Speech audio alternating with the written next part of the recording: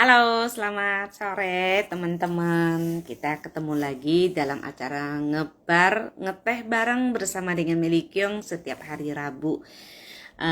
Mudah-mudahan setiap Rabu ini kami bisa menebarkan manfaat ya, karena di acara ngeteh bareng ini kita bisa belajar banyak sekali. Ya, mudah-mudahan kita saling mendukung. Halo, ini Bu Anca atau Pak Anca nih. Terima kasih. Lu kita, ya, hari ini kita akan ngobrol. Nanti saya akan ngobrol sama Lovely ya. Jadi saya banyak banget belajar dari Lovely dan cara mendidik anaknya itu sangat unik. Dan kita bicara tentang literasi Indonesia ya. Literasi kita urutan ke-60 dari 62 negara ya. Jadi bagaimana literasi itu sangat rendah sekali. Literasi umumnya orang kan pasti akan mengaitkan dengan membaca buku ya, membaca buku. Nah, pemerintah juga sangat concern bagaimana menaikkan tingkat literasi di Indonesia. Tapi apakah baca buku itu cukup atau teknik membacanya. Nah, ini yang kita akan gali dari Lovely ya. Kita akan ngobrol sama Lovely.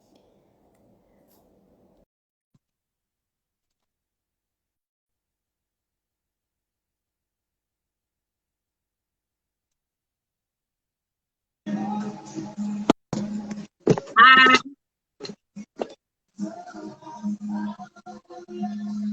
Hey, halo. tunggu. Ini kok yang kelihatan kok bagian dada.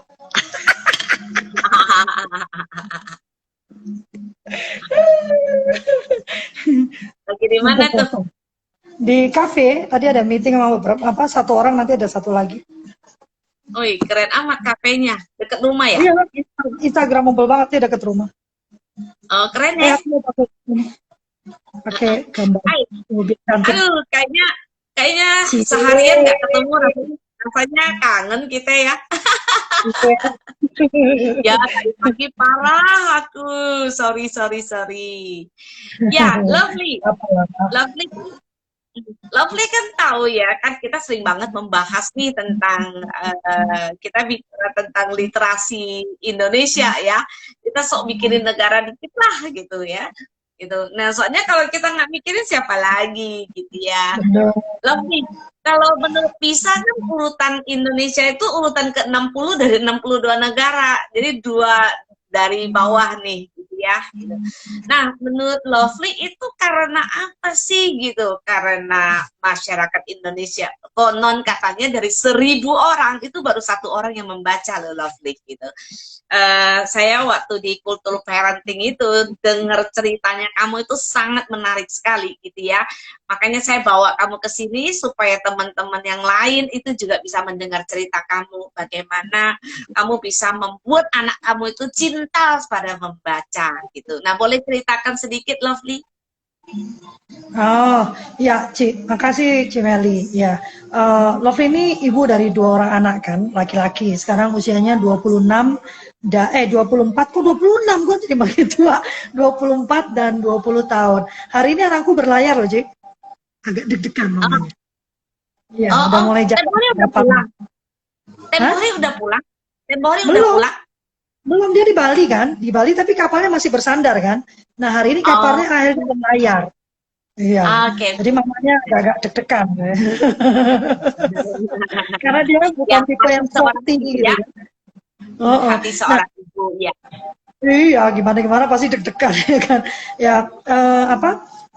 yang saya lakukan dulu waktu pertama kali hamil, ini sebenarnya juga diskusi dengan bapaknya anak-anak ya, mantan suami ya, bahwa kita ingin anak kita itu senang membaca gitu kan, karena kita percaya bahwa orang yang banyak membaca itu pengetahuannya kan banyak luas gitu kan, dia bisa menembus kemana-mana. Kebetulan bapaknya anak-anak itu senang sekali membaca gitu kan, dan salah satu yang dulu tuh aku kagumi itu, aku nanya apa-apa dia bisa jawab gitu kan.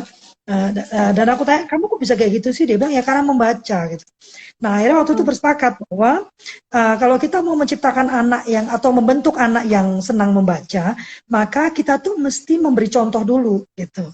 Nah, Lovely dulu itu bukannya tidak suka baca, tapi Lovely dulu itu miskin. ya sekarang juga miskin ngomong kaya, emang sekarang kaya, sombong bener ya. Cuman jadi dulu itu buku itu sangat mahal buat aku. Jadi tidak punya kebiasaan membaca. Membaca buat saya itu cuman membaca untuk kebutuhan akademik. Nah, jadi kalau belajar, kalau mesti ulangan, ya kan, atau mengerjakan apa itu aku masuk ke perpustakaan dan membaca gitu untuk mengerjakan soal karena kan mau dapat nilai bagus dong. Nah, itu harus diubah gitu, itu harus berubah kata dia. Maka sejak itu kita bersepakat bahwa kita akan selalu menunjukkan kebiasaan membaca kita, Ci. Jadi kemanapun Hmm. kita pergi itu harus membaca. Jadi yang jadi kesepakatan pertama itu di tasku itu selalu ada buku. Hmm. Nah karena sekarang zamannya agak-agak modern, Ci, tetap ada loh. Jadi di tasku ini selalu ada nih Hmm. untuk baca. Kalau dulu buku, sehingga anak-anak itu melihat bahwa kalau kita jeda, misalnya apa kita pergi ke satu tempat janjian terus nunggu, itu yang Lovely keluarkan buku. Hmm. Jadi jadi mereka melihat oh ternyata waktu luang itu dihabiskan dengan membaca. Itu satu Hmm. ya. Itu satu. Hmm. Terus yang kedua, memang dari mereka kecil itu dibacakan keras dan bukunya Read itu aloud ya. iya, dan bukunya itu kami nggak milih misalnya, oke kita bacakan masih kecil banget kan, jadi nggak kami nggak memilih buku itu berdasarkan usia nggak, jadi aku baca buku aja tuh keras gitu kan, mendengarkan dia mendengar, ya kan itu satu. Yang kedua, begitu mereka sudah bisa memegang, maka buku itu kita jadikan sahabat mereka. Artinya Hmm. buku itu tidak jadi barang yang bukan jadi barang yang kudus ya, yang kalau dipegang itu mesti cuci tangan dulu, mesti pelan-pelan, enggak gitu kan. Jadi kalau dia megang buku dan ternyata robek, ya sudah kami bilang, loh robek kan, gimana sih, gitu kan, ya kan, ya, oh robek ya sudah gitu. Yang penting dia nyaman dengan buku itu, dia nyaman dulu, ya kan. Nah itu berlangsung terus gitu kan. Nah nanti akhirnya mereka tumbuh keinginan untuk membaca, gitu. Oke. Banyak yang Berarti ikutin. berarti saya tuh melakukan kesalahan nih, Lovely. Saya kayaknya rasa pengen masukin anak-anak nih masuk ke dalam. Tapi syukur juga sih. Jadi anak-anak kami juga membaca ya. Cuman hanya nggak seperti yang kamu bilang, anak kamu tuh jadi kayak gila membaca gitu ya. Kalau anak kami tuh kayak gitu. Waktu kecil ya, Lovely. Jadi saya ingat banget almarhum Bapak Daud Yusuf tuh ngomongnya kayak gini loh. Meli, biarkan anak kamu membaca, dia bisa membaca di mana saja gitu ya, dan apa saja yang dia baca biarkan saja gitu. Dan dia bilang yang penting dia mau membaca gitu. Nah saya ingat banget tuh pesannya dari almarhum kan. Nah ada satu saat nih anak saya tuh kalau baca itu pasti mau di kamar mandi sebelum dia mandi, sambil dia buang air besar nih kalau pagi-pagi tuh gitu ya. Dia baca. Nah, habis baca, buku itu di dalam kamar mandi dan dia mandi kan. Nah, begitu dia mandi kan shower itu kan bukunya basah tuh, Lovely. Oh, saya Kamu omelin tuh waktu itu tuh. Saya bilang gini, aduh ini kok tiap kali nggak keluar nih, gitu kan, nggak dibawa keluar. Saya sempat buang loh ke tong sampah gitu. Aduh, itu makanya jadi menyesal banget ya. Tapi sejak almarhum Bapak Daud Yusuf ngomong itu, saya langsung oke, aku harus lakukan sesuatu. Nah, di itu apa handle pintu ya, begitu mau keluar gitu ya. Jadi mereka kalau udah selesai begitu mau buka pintu kan waktu itu kan pendek ya, dia masih pendek kan. Jadi dia begitu pegang handle pintu itu langsung tulisin. Saya bikinin tulisan membaca di dalam tidak dilarang gitu. Maksudnya mama tidak melarang membaca di dalam, tapi yang mama larang adalah tidak membawa bacaan itu keluar gitu. Nah, jadi anak saya jadi tiap kali mau buka pintu dia ingat oh mesti ambil buku. Nah sejak saat itu dari problem itu terselesaikan lah kira-kira seperti itu. Tapi nggak tahu menurut kamu ada pengaruhnya nggak sih? Cuman sampai sekarang ya mereka walaupun tanda kutip tadi saya bilang mereka bukan gila baca, tetapi mereka ya memang sangat update juga gitu ya, bukan bacain buku gitu, tapi dia senang baca artikel-artikel kayak gitu. Terus apa ya, kalau dia misalnya baca komik-komik kayak gitu-gitu dia suka gitu. Ya, membaca itu kan salah satu kesalahan itu, menurut aku ya. Kalau kata membaca, itu orang tua tuh maunya membaca buku jurnal, buku pelajaran, how to yang kata mereka berguna, gitu kan, memberikan pelajaran. Padahal menurut aku itu bukan masalah bukunya, tapi apakah, nah literasi itu kan bukan timbul dari kita belajar membaca buku pelajaran misalnya gitu kan. Buktinya anak-anak kita baca buku pelajaran kan, tapi literasi kita rendah banget. Ya kan?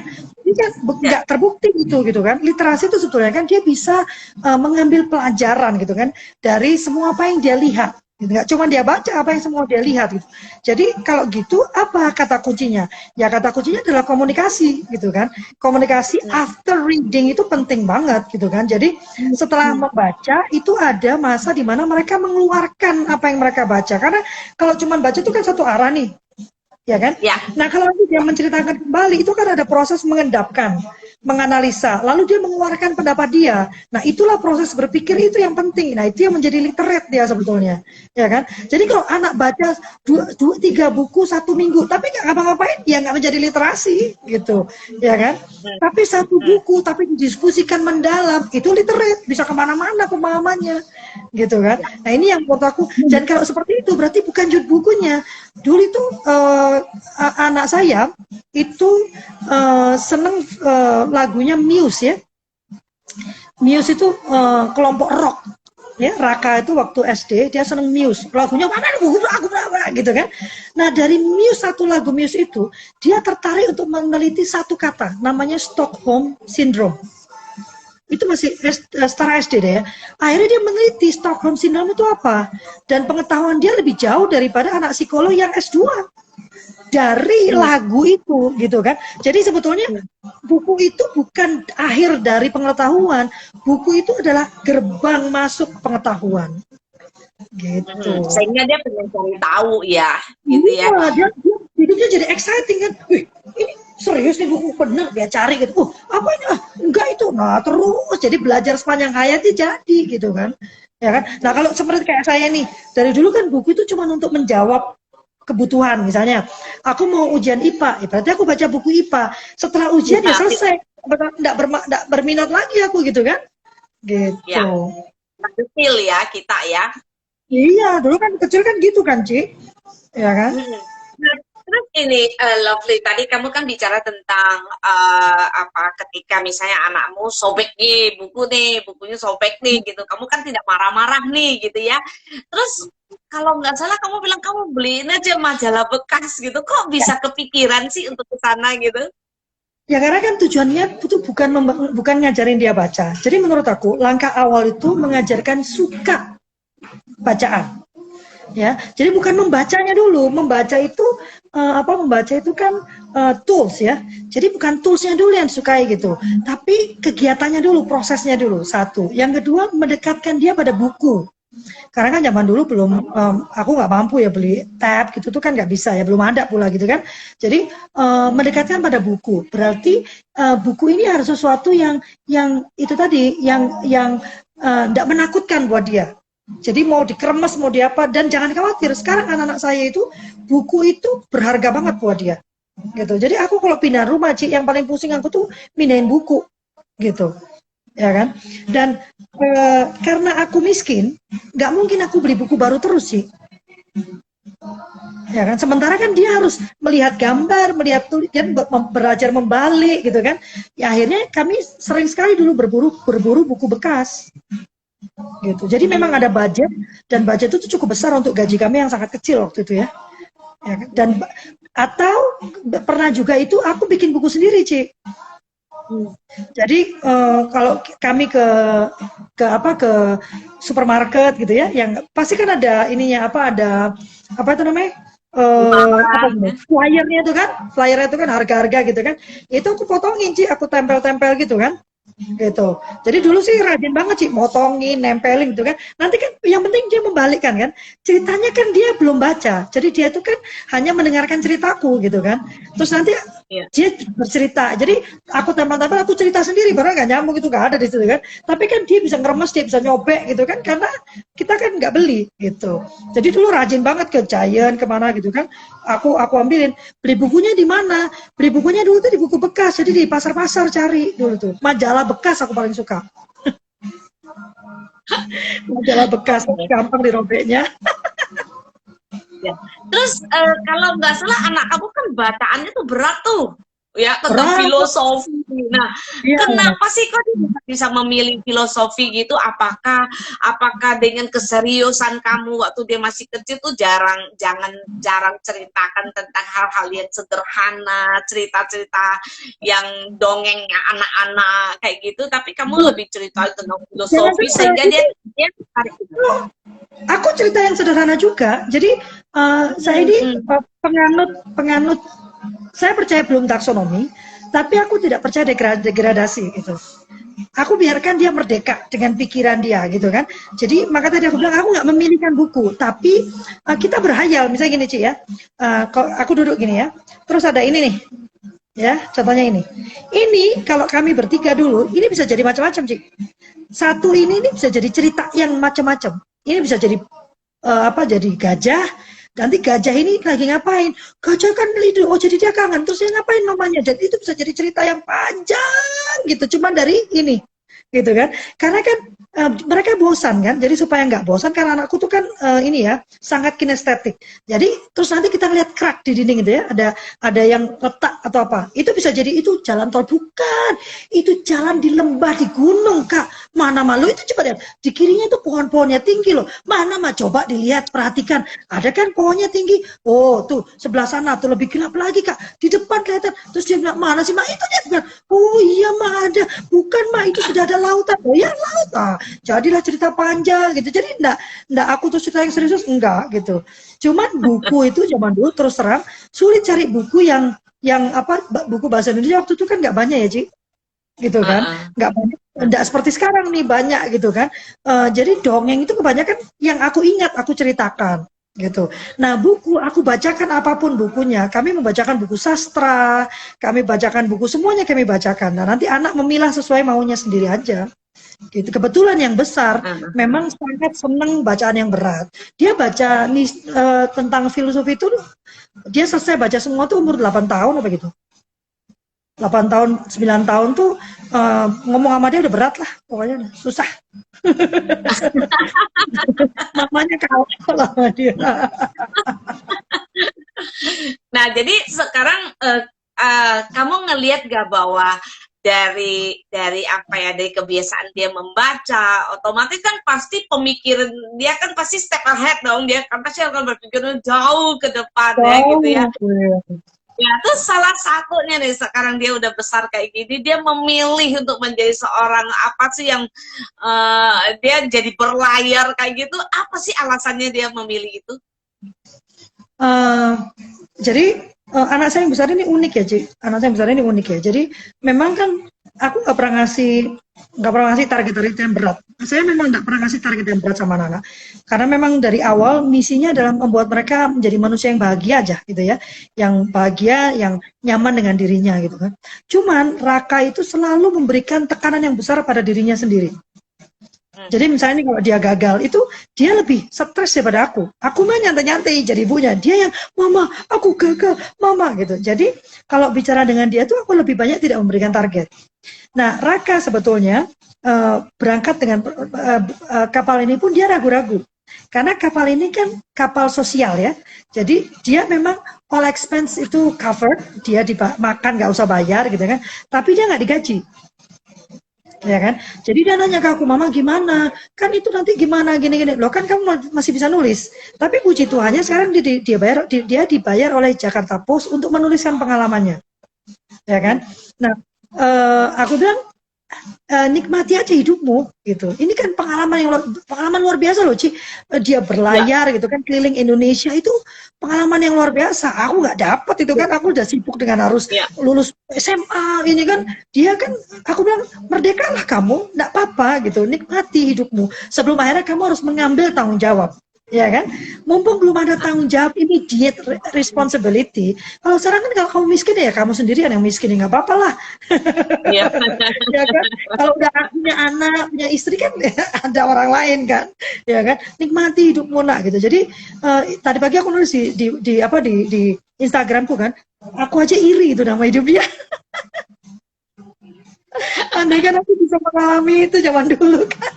Nah, berarti dia betul-betul maksudnya dari pengalaman dia belajar banyak hal gitu. Tentunya dia pasti udah membaca dong bekalnya. Terus nanti kalau berlayar tuh seperti apa gitu ya, kira-kira apa yang dia perlu persiapkan kayak gitu. Nah, itu kan juga satu hasil dari literasinya dia gitu. Nah, lagi-lagi nih Lovely gitu. Saya sangat setuju tadi kan kamu juga bicara tentang kayak literasi itu sebenarnya kan bukan hanya membaca tok ya, tetapi bagaimana kita mencoba menerapkan gitu apa yang kita baca juga gitu ya. Jadi kita juga diajar untuk menganalisa gitu ya. Dari kita serap dulu terus kita analisa dan kemudian kita bisa menuliskan kembali gitu ya dengan harapan kita memberikan pengaruh yang baik ke lingkungan. Dan saya rasa itu sudah dilakukan oleh Raka nih dengan perjalanan ini gitu. Apalagi dia dibayar sama itu ya, sama Jakarta Post. Ya. Itu luar biasa sekali loh. Connecting dia bisa sampai ke Jakarta Post itu kan juga suatu proses yang sangat bagus banget gitu kan. Itu sih dia memang wartawan yang cukup punya nama ya. Jadi bukan karena saya ya, dia memang berjuang. Jadi anak-anak saya itu rata-rata memulai karirnya itu di usia 16.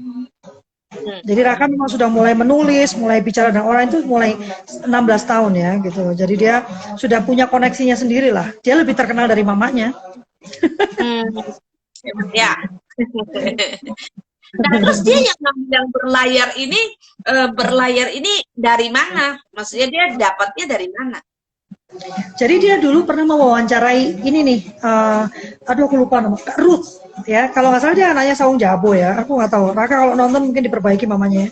Nah, jadi dia pernah mewawancarai, karena dia kan pada dasarnya jurnalis musik ya, dia wartawan musik ya. Nah, terus perang ngobrol gitu, terus kan dia sempat mengundurkan diri dari pekerjaannya ya. Dia memutuskan jadi freelancer gitu kan. Saya bilang ya nggak apa-apa gitu. Dan waktu itu pun diskusi panjang. Jadi anakku ini unik, Ci. Jadi dia tuh kebanyakan mikir, nggak bergerak gitu. Jadi aku bilang bergerak dulu lah, mikirnya nantilah gitu kan. Nanti nggak maju-maju kamu kalau mikir melulu gitu kan.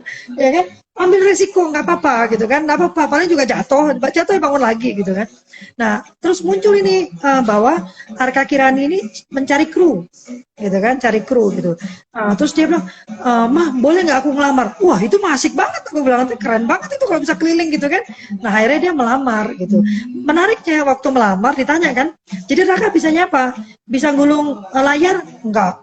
Bisa ini nyupir kapalnya? Enggak. Bisa, kan anakku memang enggak manly gitu ya, yang wah bisa ngangkat ini, enggak gitu. Enggak. Jadi Raka bisanya apa?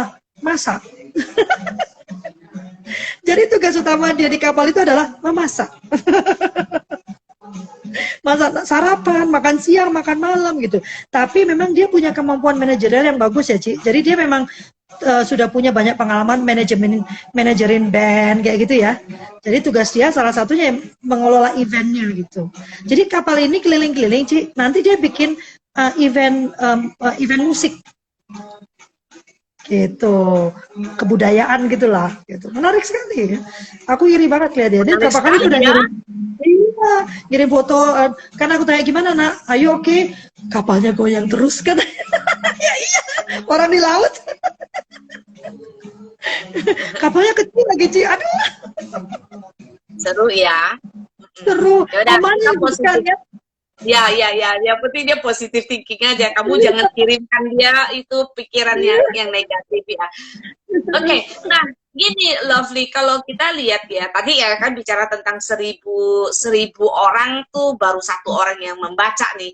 Saya juga termasuk, saya nggak kuat membaca yang terlalu panjang-panjang gitu ya. Saya kalau baca gitu, terus saya ambil intisarinya gitu. Saya kalau baca ya nggak sampai detil-detil banget gitu. Gitu. Nah, menurut kamu nih, sekarang apa sih yang maksudnya gini? Kan tadi kan ibu-ibu itu kan kalau maunya anaknya membaca seperti yang dia mau gitu ya. Padahal kan anak kan nggak bisa digituin ya, gitu ya. Nah terus kalau di kamu itu kan sangat bagus banget ya, kamu dan bapaknya anak-anak juga punya satu kebiasaan yang sama ya, gitu. Nah gimana ya kalau misalnya yang kebiasaan itu tidak ada pada orang tua? Sebetulnya gini, Ci, sebenarnya yang tidak ada itu bukan kebiasaannya. Yang tidak ada pada kebanyakan orang tua itu kenapa kita bikin kultur parenting pagi adalah kesadaran bahwa menjadi orang tua itu satu privilege, ya. Tapi yang kedua ada beban kewajiban di situ. Jadi kita tidak bisa mendidik anak berdasarkan kebiasaan kita, gitu. Membaca itu kan bukan kebiasaan Lovely, ya kan, bukan kebiasaan Lovely. Tapi Lovely lalu mengubah diri. Karena Lovely tahu ini bukan kebiasaan yang baik. Kebiasaan yang baik adalah yang membaca. Maka Lovely mengubah diri. Ada banyak dari diri Lovely yang berubah. Misalnya cara berbicara, ya kan? Saya dari Surabaya, kalau ngomong kasar. Tapi waktu saya hamil, kita ngobrol kan bagaimana sih sebenarnya kita pengen anak itu berbicara.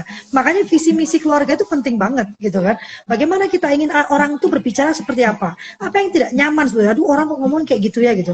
Nah, karena percaya bahwa pendidikan itu sudah teladan, maka yang harus berubah itu Lovely dulu. Ya kan, jadi ngerumpi itu berusaha keras dihilangkan gitu kan, perkataan-perkataan yang nggak penting gitu kan, yang apa kata-kata kasar, perbinatangan, itu kan kita semua juga, Lovely juga tumbuh di lingkungan yang sama kan, juga suka ngomong-ngomong seperti itu yang berusaha dihilangkan. Jadi Lovely itu membentuk diri menjadi diri yang aku harapkan anakku bisa menjadi itu. Gitu. Nah, kenapa? Karena sudah menyadari bahwa ini adalah satu usaha sadar gitu kan. Mendidik anak itu usaha sadar gitu. Jadi tidak bisa lagi seenaknya, nggak bisa gitu. Jadi bukan, kalau Anda belum punya kebiasaan membaca, sadarilah bahwa membaca itu perlu. Sepakat dulu. Kalau sepakat ya ubah dirimu gitu. Ubah dirimu. Anak akan melihat bahwa orang tuanya berusaha berubah. Dia akan berpikir, kenapa ya kok dia berusaha berubah? Oh, ternyata ini penting. Baru kita ngomong, ayo kita sama-sama berubah. Makanya dimulai dari 5 menit aja. 5 menit matikan semua handphone, jauhkan semuanya, duduk bawa buku, baca. Udah. Yang mudah saja, 5 menit, jangan bikin susah. Bacanya apa? Majalah aja yang disenengin. Baca flyer juga boleh lah. Pokoknya 5 menit duduk, dia membaca gitu kan. Gitu, Ci. Ya, itu tadi kan judulnya kita kan gini nih, literasi itu butuh pengorbanan gitu. Nah, tadi Bu Herlani itu komplain sama aku nih gitu. Kenapa aku pakai pengorbanan gitu? Nah, kalau lihat dari kamu tuh kan berarti pengorbanan banget kan gitu. Yang ya kan tadi misalnya kan ada orang yang dia nggak suka baca, membuat dia merasa dia lebih nyaman, dia nggak perlu melakukan suatu aktivitas yang dia nggak sukai gitu kan. Tapi dan kemudian karena dia tahu membaca itu penting, maka dia harus membuat diri seperti yang kamu lakukan gitu. Dari yang nggak suka terpaksa suka, nih tanda kutip nih ya, terpaksa suka gitu. Itu kan sebuah pengorbanan kan, betul nggak? Betul. Termasuk kan membeli buku kan pengorbanan. Orang menurut kita itu tidak penting kok, tapi kan harus dikorbankan gitu kan. Harus ada yang dihilangkan dari list kita itu, dipakai untuk beli buku, dan itu dan harus disiplin kan gitu, Ci. Harus disiplin itu kan. Misalnya gini nih, kita udah bersepakat kan untuk 5 menit membaca di sore hari. Tapi itu kalau udah bersepakat gitu, Ci, itu pasti ada aja. Ya kan, entah mesti WhatsApp, entah mesti, apalagi zaman sekarang nih, ya kan gampang banget WhatsApp lah apa gitu kan.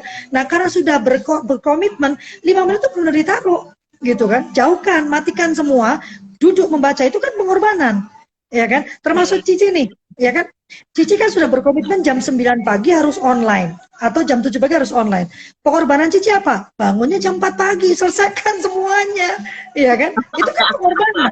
Nggak ada. Komitmen tuh pasti ada pengorbanan. Ya kan? Ya, ya. Itu. Dan kita Makanya nggak ini bisa juga minta penting anak ya. melakukan komitmen kalau kita sendiri tidak bisa berkomitmen kan gitu kan, Ci? Kita marah-marah, kamu ya nggak mau belajar, nggak mau komitmen dengan dirimu. Nah kita sendiri nggak mau komitmen. Mana dia ngerti apa itu komitmen? Ya, betul-betul. Itu. Ini yang, nah terus kayak gini nih Lovely, kau kan tadi kan kita bicara tentang literasi. Literasi itu kan berarti berhubungan dengan baca. Tapi kalau saya lihat dari pergerakan ya kita nih bicara tentang anak-anak sekarang, kenapa sih masih kecil-kecil itu diajak menulis dan membaca kayak gitu? Nah itu apa hubungannya nih? Karena salah paham sih kalau menurut aku. Jadi karena mereka mau gemar membaca, yang pertama dilakukan adalah mengajarkan toolsnya dulu. Sementara menurut aku nih ya, kalau tools itu diajarkan dengan pemaksaan, kegiatannya jadi menakutkan. Aku curiga, jangan-jangan ini banyak anak yang tidak suka membaca, tidak mau membaca karena dia tidak suka membaca. Dia tidak suka membaca karena dia melihat membaca itu sebagai sesuatu yang menakutkan, menyebalkan, menjengkelkan. Betul. Ya. Nah, harusnya lebih banyak mendongeng. Di TK itu banyak dongeng, banyak cerita gitu kan. Nanti kan dia nanya, kok ibu tahu amat sih cerita kayak gitu? Ini ada bukunya. Oh, nanti cerita lagi. Kok ibu bisa tahu sih? Karena ada buku ini. Nah kan, jadi oh ternyata ini barang ini nih menarik banget loh. Ibuku bisa tahu macam-macam, dia bisa cerita segala yang menarik dari barang ini. Aku juga mau dong. Nah, kalau anak udah mau tahu, mau membaca, pengalamanku Ci, aku tuh ngajarkan anak-anakku membaca menulis aku sendiri ya. Jadi nggak ada intervensi orang. Kalau sudah mau, udah tanya, itu rata-rata anakku 3 bulan. Baca lancar. Dari tidak membaca menjadi membaca tuh 3 bulan. Tapi aha momennya muncul dulu gitu. Dan rata-rata 5,5 tahun kok gitu kan. 5,5 tahun dia sudah pingin membaca. Nah kalau sudah gitu bukunya kita supply gitu. Ya ingat kalau baru selesai membaca, kalau baru bisa membaca, buku yang diberikan tuh yang cuma 3. Jadi satu kalimat tapi cuma 4 kata. Gambarnya yang gede. Nah, jadi kan ada tahapannya gitu. Kan kalau di bahasa Inggris ada kan reader step 1, reader step 2 kan beginners kan ada gitu kan. Kalau kita kan enggak, anaknya belum baca belum ini, soal kita udah rangket-rangket tulisannya kan, makin mengerikan loh dia. Iya, menurut temen itu malah ada tergantung loh. Jadi kalau usia sekian gitu, misalnya usia dari 2 sampai 4 tahun gitu, cuman hanya bisa berapa huruf kayak gitu. Jadi mereka tuh benar-benar di apa ya, maksudnya dipersiapkan betul gitu ya, sehingga anak itu jadi iya nggak usah belajar buka dulu ya, baca, diajak ngobrol aja, diajak cerita gitu kan, nggak usah ribut sama apa, tapi dia kok belum bisa baca, nggak penting itu nanti gitu kan, nanti dia akan membaca, tapi dia harus senang dulu, dia tahu benar kenapa sih masih membaca, apa asiknya membaca. Anak sekarang Ci ya, SMP dia bisa baca, aku suruh baca buku 1, selesai Ci, tapi aku tanya tadi tentang apa, nggak ngerti sama sekali. Oke, aku kurangin 1 bab baca tentang apa? Gak ngerti juga. Oke, 1 subbab gak ngerti juga gitu. Jadi memang terus aku suruh oke baca keras. Ternyata baca kerasnya gini Ci. Suatu hari di dalam ini ada suara kani pada kamu yang pantes. Buku itu gak berbicara. Coba, ayo kalau Kak Lovely yang baca.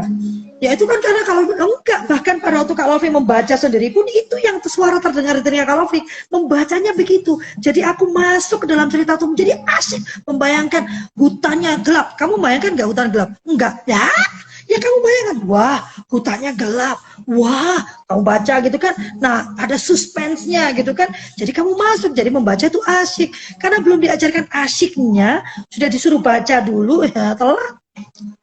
Akhirnya nggak ngerti apa-apa gitu. Saya kalau dulu ya memperkenalkan kepada anak-anak itu ya, dulu anak-anak saya kasih boneka dulu, boneka Winnie the Pooh gitu ya. Jadi saya bikinin, oh nih Om Winnie datang gitu kan. Jadi supaya anak tuh mengenal dulu Winnie the Pooh gitu ya. Oh dia udah familiar dengan bonekanya, dia udah familiar dengan cerita ceritanya. Nah, waktu itu terus aku beliin buku tuh.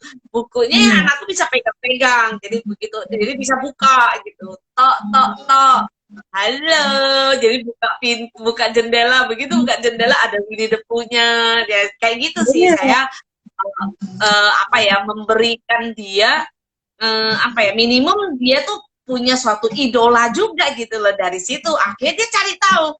Nah, jadi setiap seri-seri bukunya Winnie the Pooh itu pasti mereka beli tuh gitu. Jadi mereka kumpulin kayak gitu. Nah, silakan loh kalau ada teman-teman yang mau ngobrol gitu, siapa tahu mau tanya sama Kak Lovely, kenapa sih kok anak bisa cinta baca gitu ya. Yang paling penting itu tadi yang udah disampaikan sama Kak Lovely, itu yang pertama adalah membuat anak itu suka dulu ya. Jadi suka dulu. Mungkin perlu dibikinin apa ya, situasinya, ambience-nya itu di mana-mana, jadi membuat buku Jadi itu jangan gini, menjadi sesuatu yang menarik ya. iya, jangan gini. Mama aku mau baca buku, ya udah baca buku. Cepat. Baca yang benar. Ya kan? Yuk kita baca buku ya, Mama mau baca buku. Mama lagi main baca buku. Mama asik banget ngapain? Bukunya bagus ya, Ma? Iya, kan gitu kan. Kita baca bukunya karena kewajiban ya repot ya kan. Gak akan menarik. Iya, ya kan kayak yang tadi Cici lakukan kan. Buku itu kan jadi menarik karena waktu dibuka, cantik gitu kan. Ya kan, terus wah, ini udah punya muncul. Padahal kan nggak ada di tulisannya kan. Bukunya kan gitu-gitu doang gitu kan. Tapi di tangan satu orang itu bisa jadi hidup buku itu. Nah, kalau begitu dia tahu bahwa buku ini hidup loh, dia berbicara loh gitu kan pada kita gitu kan, nggak mati gitu kan. Makanya aku tuh selalu mengatakan bukan perpustakaan banyak yes, tapi kalau cuma buku ditaruh di rak mati dia gitu kan. Ya, Harus betul. ada yang membacakan di pojokan, yaitu yang membuat buku itu jadi hidup. Nah, baru itu perpustakaan tuh berjalan dengan benar. Lah kalau cuma aku punya perpustakaan loh, ada acara membaca nggak, pokoknya ada buku, silakan aja mau pinjam, ya kan. Ada diskusi buku yang ada di situ, bedah buku. Nah, baru perpustakaan itu tuh apa ya, hidup gitu kan. Buku itu jadi hidup gitu. Jadi jendela dunia itu jalan. Kalau enggak ya enggak jadi jendela dunia. Mau enggak punya apa-apa. Ya kan? Iya, sampai ini ya. Waktu anak saya itu ya yang waktu si Julian itu lucu banget ya gitu. Terus ketika aku sakit ya, dia juga nganggap bahwa baca buku itu juga sebagai penghiburan loh, Lovely gitu. Jadi waktu saya sakit, dia bawain buku, jadi dia ceritain ke saya seperti yang aku ceritain ke dia gitu. Jadi dia geli sendiri ya gitu. Ya, betapa indahnya Seperti ya. cara kita cerita ya. Ya, kalau menurut Lovely nih, kalau dunia kita sedikit ke dunia pendidikan juga ya. Dunia pendidikan ya jujur aja sih sebenarnya kadang-kadang ada masalah dari bagaimana penyajian buku itu yang membuat orang tuh jadi malas untuk membaca ya gitu. Satu mungkin dari tulisannya yang kecil-kecil gitu, orang udah males duluan karena desainnya nggak menarik seperti itu bisa menjadi salah satu ya. Terus yang kedua, kalau kita membaca itu bukan karena kebutuhan gitu ya, tapi karena kewajiban gitu. Jadi ini yang saya rasa membuat orang itu jadi mikir gitu loh, buat apa gitu saya masuk ke dalam dunia yang menegangkan seperti itu gitu ya. Nah, terus kira-kira apa sarannya Lovely nih untuk di dunia pendidikan deh gitu? Karena kan sebenarnya yang lebih bisa influence anak untuk membaca tuh sebenarnya guru loh gitu kalau menurut saya ya. Karena Ya, tapi apa? Karena pertanyaan gini, Ci, gurunya sendiri mau baca nggak? nah ya itu dia, makanya kan saya bilang sebenarnya itu sebenarnya yang lebih bisa influence si anak-anak itu sebenarnya guru loh sebenarnya, karena anak-anak itu nurut loh kalau gurunya benar bisa memberikan apa ya, memberikan dia edukasi, bisa memberikan anak itu contoh bagaimananya gitu ya, itu juga luar biasa banget gitu. Masalahnya kan guru sekarang jarang sekali yang mau membaca. Alasannya sudah sibuk, alasannya udah banyak kerjaan, nggak sempet baca, nggak sempet, saya nggak sempet lagi Bu. Nah, terus bagaimana kita mau minta mereka menularkan cinta baca pada anak didik? Nggak bisa, ya kan? Jadi hidup itu menurut saya, itu nggak ada dalam hidup itu yang instan. Nggak ada, gitu. Nggak bisa cara cepat membuat anak senang baca. Nggak ada, ya. Segala sesuatu yang instan di dunia ini itu hilangnya juga akan cepat. Ada cara cepat gitu ya. Kalau nggak baca dipukul, gitu kan? Ya akhirnya baca. Tapi kan bukan itu tujuannya, gitu kan? Kalau dengan cara memberikan toladan lama, tapi everlasting. Ya, kalau toladan, makanya kita juga perlu mengubah diri kita dulu, para guru mengubah dirinya dulu gitu, bahwa gini, karena kita tuh punya pendapat gini loh, Ci, kalau udah lulus kuliah itu udah selesai kita, udah pintar kita. Ya, Padahal itu belum apa-apa. Lulus kuliah itu bahwa kau sudah punya dasar, dasar loh, dasar untuk kamu menjalani hidup. Dasar. Lulus kuliah itu dasar. Kalau yang namanya dasar, berarti kan perlu perkembangannya. Perlu belajar lagi. Itu yang belajar sepanjang hayat. Gitu. Jadi jangan dibilang lulus itu bukan final. Lulus itu menyelesaikan proses. Gitu.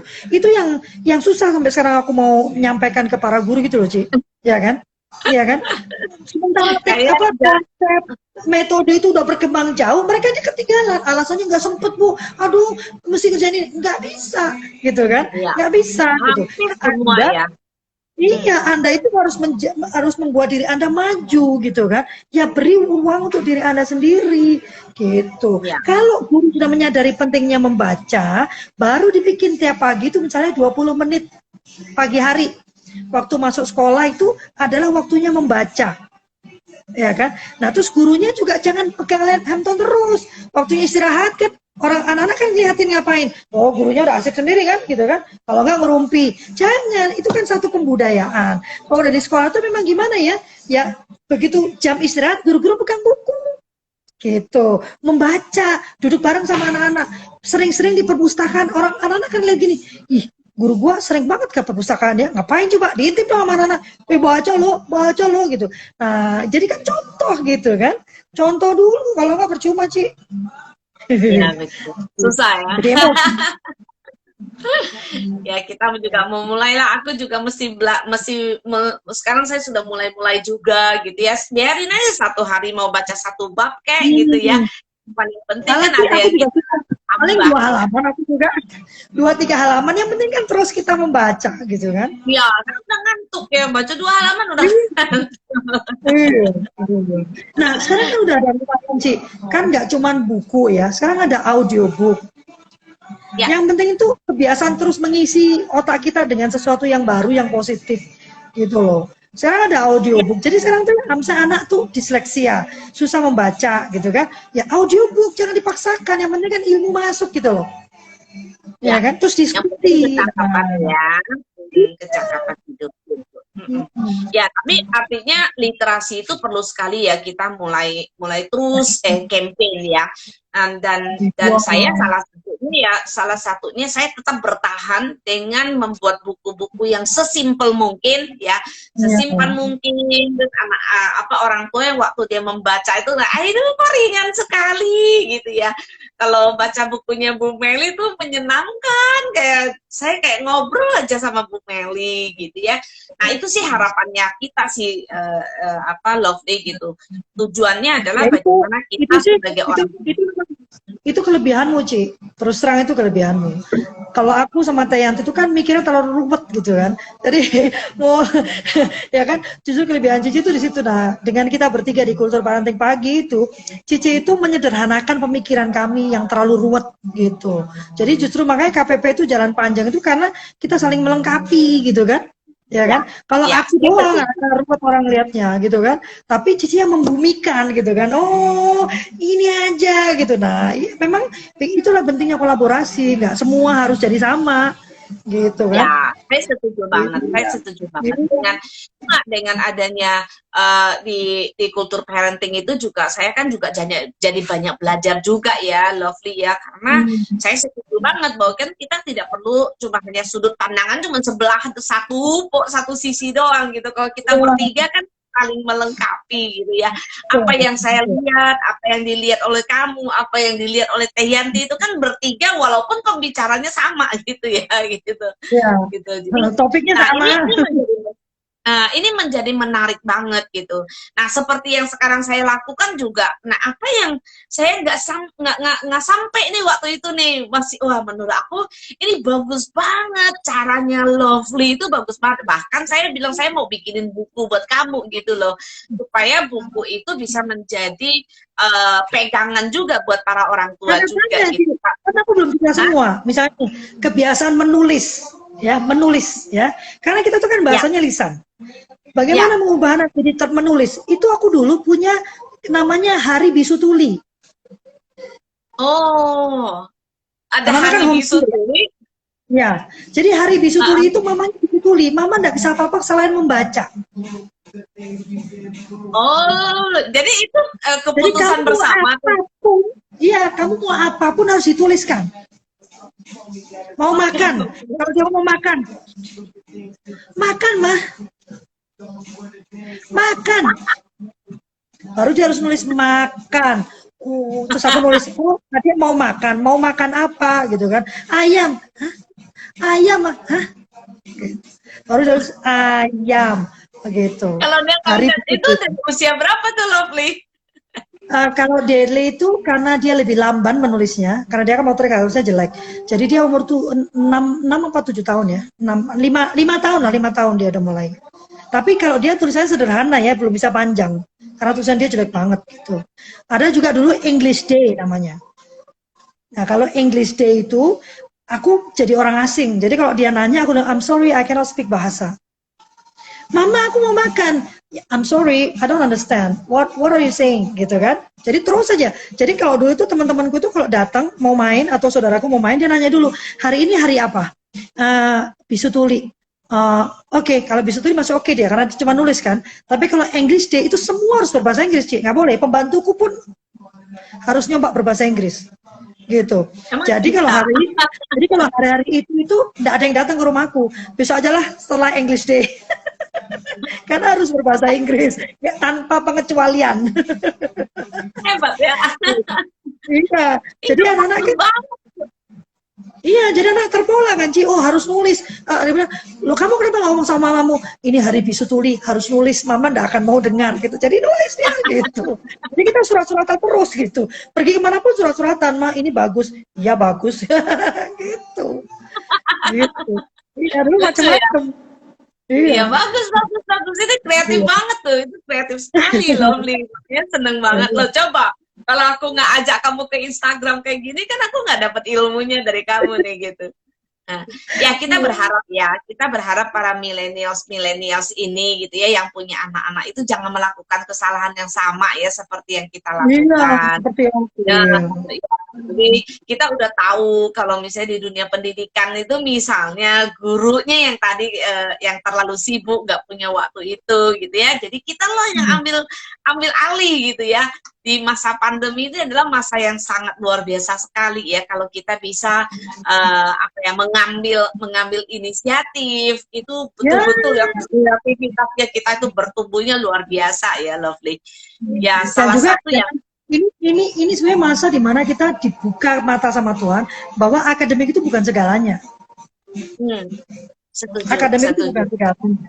Masih banyak hal yang bisa dipelajari dan perlu dipelajari anak untuk bisa bermanfaat bagi alamnya. Tadi pagi aja kan ada yang menyatakan gini, kalau saya nggak mau Kak, saya maunya anak tuh lihat yang dibutuhkan hari ini itu apa, pekerjaan apa yang ada, dan dia harus belajar itu. Ya kan, kasihan banget. Ya kan, kasihan amat anak kayak gitu kan. Kita tuh harus menciptakan, kita tuh kalau kata Bu Helen gini, kita tuh harus membuat anak yang dibutuhkan dunia. Jadi dunia itu membutuhkan anak kita, bukan anak butuh dunia. Ya, bagaimana caranya? Ya dia harus menjadi dirinya yang sejati, bukan belum. kamu mau jadi penulis, nggak laku penulis itu, adanya itu yang tukang begini, nggak usah belajar nulis. Kalau gitu itu berarti bukan membuat anak yang dibutuhkan dunia, itu membuat orang yang membutuhkan dunia, beda, ya kan? Tapi kalau anak dengan kemampuannya diperkuat, dunia akan butuh dia, ya kan cuy? Ya, gitu. betul, Paradigmanya harus itu diubah. yang harus kita capai, dan kita ya ini perlu orang tua tuh perlu di brainwash ya, kira-kira seperti itu ya loh. Harus merdeka dulu gitu kan, jangan ngomong merdeka belajar kitanya terbelenggu gitu kan, rugi. Saya ini ya Lovely, beberapa waktu ini saya kan masuk ke dalam sebuah komunitas ya, komunitas yang tiba-tiba mencuat lah gitu, cukup besar gitu ya. Nah, lu kebayang nggak sih, misalnya mereka kan ribuan, maksudnya istilahnya mereka kan udah biasa, udah lama, mereka udah kenal gitu. Tiba-tiba aku nyemplung orang asing gitu, wah ini aku masuk ke hutan mana nih gitu kan, gitu. Nah, tapi dengan cara saya menyederhanakan itu tadi yang saya temukan dari kamu itu adalah, maksudnya kamu bilang bahwa aku bisa menyederhanakan ya apa yang saya lihat, apa yang saya menyederhanakan dengan cara penulisan itu. Ternyata cara menulis saya itu membuat mereka tuh semua senang sekali dengan bacaan saya gitu. Nah, akhirnya saya diminta nih masuk ke dalam tim 7-nya gitu. Bagaimana sih bikin ini menjadi, ya walaupun kadang-kadang saya tidak mengerti how to-nya ke sono gitu ya, tetapi gambaran yang mau dituju itu aku sederhanakan yang membuat mereka, oh ini yang kita butuhkan gitu. Supaya, ya, nah ini kan sebuah skill ya. Iya, Cik, kapan-kapan kita live-nya di TikTok yuk. Lu download TikTok dong. Ya, download TikTok. Ya, TikTok bisa live juga soalnya. Iya. Terus nanti itu juga podcast juga bisa. Nanti podcast di kantor aku aja. Yuk, aku sudah punya podcast kan, KPP ada podcastnya kan? Kultur Parenting ada podcastnya. Udah ya? Udah, jadi pembicaraan pagi itu kita ubah jadi podcast. Jadi maksudnya orang tua sekarang nggak punya alasan, ya kan? Nggak bisa datang pakai Zoom. Aduh, Zoom susah kak. Ada YouTube. Oh YouTube ada podcast. Mau kemana kalau sekarang? Jadi ujungnya seperti kedua. Bukan nggak bisa. Pertanyaannya mau apa enggak? Udah kan? Udah saya kasih semua ini sekarang ada di TikTok. Sekarang ayo apa? Kasih kan main TikTok, ada di TikTok ya kan? Instagram ada, Instagram ayo. Kita kepung dengan kebaikan kan gitu kan? Ya nggak sih? Ini satu kalimat yang menyenangkan nih, kita kepung dengan kebaikan ya. Oke, Lovely. Ya, oke, sebagai kata penutup nih Lovely. Ini benar kata Bu Herlani tuh kayak gini. Kalau udah Lovely ketemu sama Bu Meli, udah deh itu berdua berisiknya udah nggak ketulungan.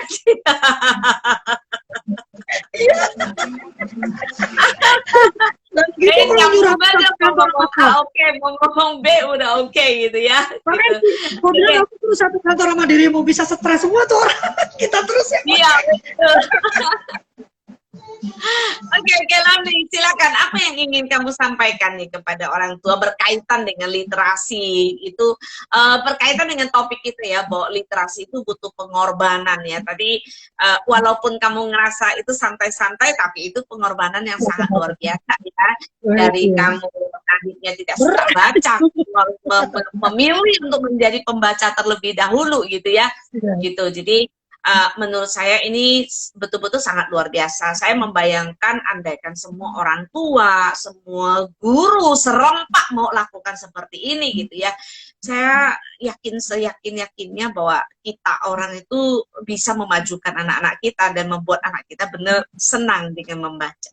Silakan, Dok.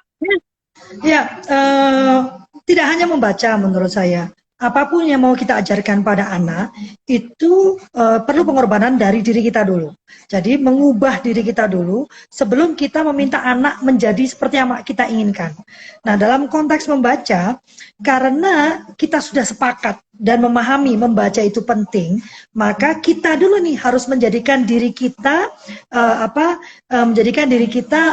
pembaca. Nggak perlu jadi pembaca yang avid ya. pembaca yang berat-berat, tidak perlu, hanya membaca saja.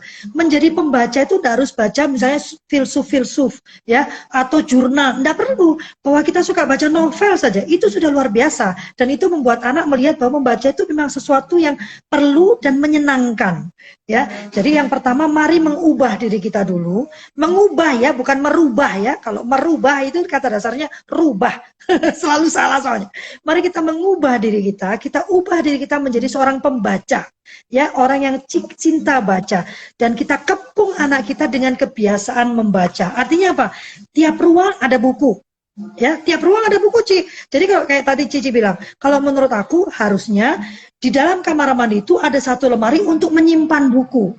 Nah, jadi buku itu bukan dibawa keluar, tapi nanti ditaruh di sini ya. Jadi nanti kalau jongkok lagi ada tuh buku di situ, gitu kan? Karena dia senang bukunya di situ. Nanti di tempat makan ada, karena kalau di rumah saya nggak ada tuh, masih makan, jangan baca, nggak ada. Anak-anak nggak mau makan nanti, karena mereka maunya baca, gitu kan? Jadi di setiap ruangan ada buku, di dalam tas kita ada buku, setiap duduk baca buku.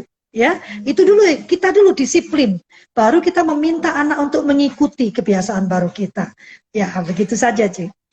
Oke, terima kasih banyak. Ini kata Anita Herawati bilang gini, mau dong info kalau live lagi gitu, karena banyak ilmunya bagus-bagus. Ya, dia kayak gitu, nanti menata keluarga, kultur parenting, tapi jangan di waktu yang habis itu langsung gitu, kadang-kadang kecapean juga ya gitu. Nanti kita pikirin ya, mungkin TikToknya kayak menata keluarga kayak gimana nanti kita pikirin, oke? Ya, terima kasih banyak Lovely yang selalu semangat ya. Mudah-mudahan semangatnya kita juga gak boleh putus ya, Lovely. Sesuai dengan komitmen kita bahwa parenting ini kita aku punya dirimu. Kalau aku down kan kamu yang bikin ribut, jadi aku naik lagi. Oke, selamat sore Lovely. Biar aku bisa tutup dulu dan nanti kita bisa kasih lagi nonton di IG live ya, di IG TV-nya nanti saya kirimin linknya ya. Oke, terima kasih. Selamat sore. Selamat menikmati soremu. Thank you. Bye.